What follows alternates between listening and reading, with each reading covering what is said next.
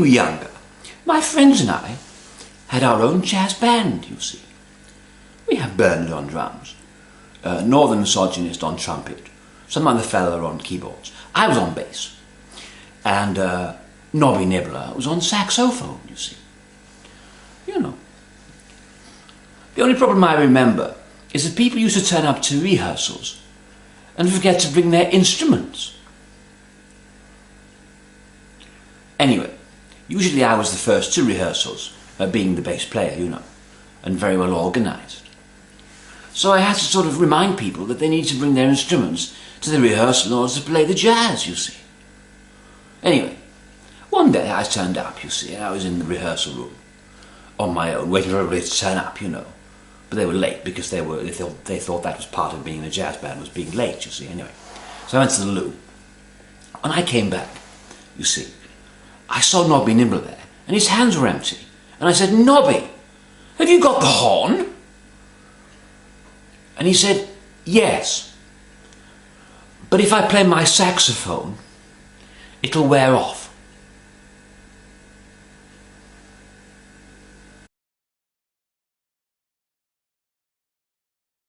The other day, I went to the butcher's, you see, to purchase some meat. And I walked in, you know, and I saw in the back room a gentleman was about to start chopping into a fresh carcass, you see.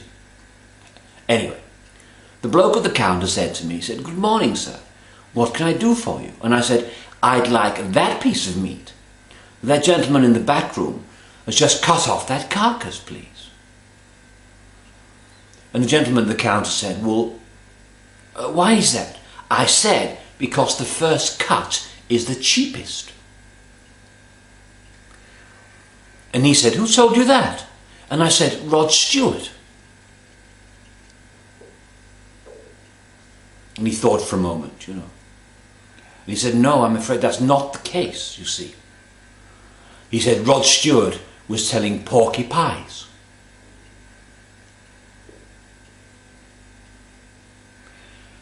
And I said, "Really? Oh, that's a bit strange." Anyway, porky pies, I said. And I noticed in the glass cabinet were some very nice porky pies. So I bought 2 of those and left. Later on, I was regaling Nobby Nibbler with his story, not his real name. And I said, "You know, Rod Stewart." He said, "No," he said, "you made a tactical error." I said, "Did I?" He said, "Yes." He said, "When the gentleman behind the counter asked you, who told you that, you should have said a Cat Stevens, aka Yusuf Islam, you see. Because he's not going to mention porky pies, is he? You know, in case he creates an incident that might go viral on the internet and start some sort of jihadist thing going, you know, like that writer, you know, what's he called? Rudyard Kipling. The other fellow. And I said, "Yes, you've got a point there. Would you like a pork pie?" He said, "Yes, I would, thank you very much."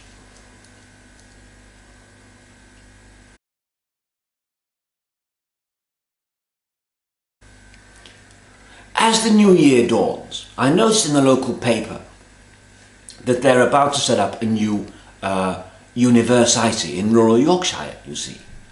And it's going to give people degrees in plugging in microphones and sweeping the stage and stuff like that. You know, Performing Arts University. And apparently it's going to be world class, you see. Now that's very good, I thought, because what they've done is, you see, they've really plugged into the zeitgeist, you know, where it's not what is reality, it's what you say is important, you see. So if you say you're world class, then you are world class, you see. If Donald Trump says I'm in charge, then he's in charge, you see. Even though he isn't, really.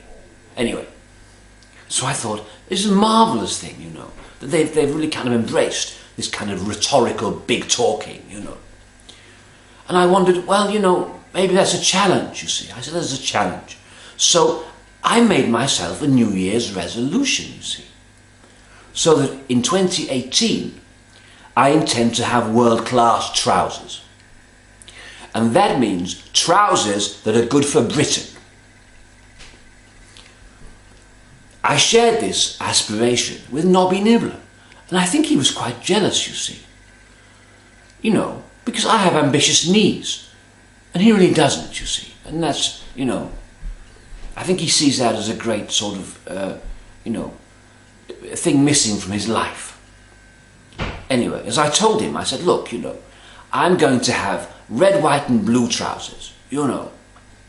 He said, really? I said, no, not literally, you Burke. I meant that metaphorically.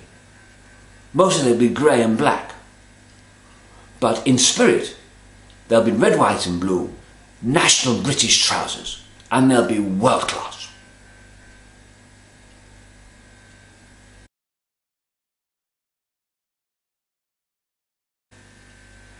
Hello, and welcome to one of my special videos. Excuse me. What do you want? Yes, I know it's you. When you phone me up, your name comes up on the screen on my smartphone, you see, warning me that it's you. So I can do my usual thing, which is to, you know, ignore you, you know, dial no, or throw you out the window. Well, I've made a mistake this time, haven't I? Because I bloody answered it. Because you caught me off my guard. What do you mean, what am I doing? I'm just, you know, sat in my armchair. You know. Doing me, you know, me super guffers, you know. Me personal storm clouds. You know, me extra wafters. Me Donalds. Me gaseous impersonations of Michael Gove's personality. You know. Me backhanded bottom boffs. Me sphincter rattlers, you know, me specials off the menu, you know. Do you know what a euphemism is? You know euphemisms? Look, I'm sat in my armchair doing very big farts, if you must know. Well, I'm doing that because I've had an operation on me guts. And it's, you know, it's upset my equilibrium. You know, I've undergone a flatulent renaissance. You know, so I'm just kind of familiarising myself with the nuances of it, you know.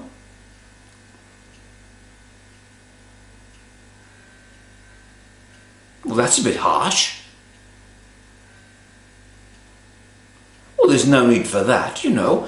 I don't phone you up and have a go at you for your hobbies, do I? Your leisure activities. I don't phone you up and berate you for being strange and odd and doing funny things. Do I? Oh yes, I did. Yes, that's true. I did that. Yes. Oh, I did do that as well. Yes, yes, I know. Okay. Oh, and there was a time when you were, you know, you were reviewing your collection of stringy bogies, measuring their length and then putting the data into an Excel spreadsheet. That was particularly weird, even for you. All right, okay, I do phone you up and I do have a go at you for your leisure activities, but the difference is, you see, that you're a weirdo and I'm a nice person. I am a nice person. Of course I am. For example, I try and find the positives in everything I see and do and come across, you see. Every situation I come into it, I'm a glass half full man, and I will find the absolute positive in everything. And that's the difference, you see. What do you mean, what do I think about your farce? Well, they're heinous. They're absolutely horrendous. In fact, they're so appallingly bad and offensive, you should be locked up in solitary confinement in an airtight room and made to asphyxiate yourself. Or saying that, the House of Commons should pass an Act of Parliament allowing a colon rectal surgeon to amputate your bottom.